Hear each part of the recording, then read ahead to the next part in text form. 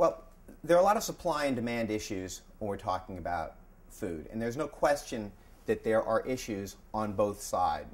In other words, there is climate change, there is drought, there is flood, there are crops that have been failing throughout the world, in Canada, in Australia, in China, and in Russia. And then there's also biofuels, which are putting a great constraint on the supply side. At the same time, there's demand.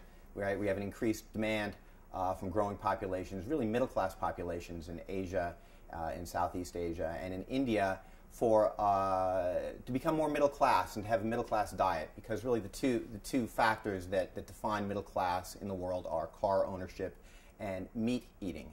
And so, of course, when there's a lot of meat eating, this is going to put a lot of pressure on feedstock and on grains worldwide and in general on food. However, that demand peak happened around 2003. That's the last time we really saw a big spike in demand.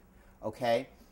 However, the price spikes that we're seeing aren't really commensurate in that time frame. There's something else going on. There's something else pushing up the price of food. And I'm sure that we know the statistics. We've seen these statistics about how they've just gone up and doubled again and continue to spiral upwards. So I started focusing on this a couple of years ago because what I really suspect that there is another kind of homogenization going on in our food culture, and that was the homogenization of financialization and the idea that there's a very strong sense that food, fresh water, arable land are going to have tremendous value going forward, tremendous money value.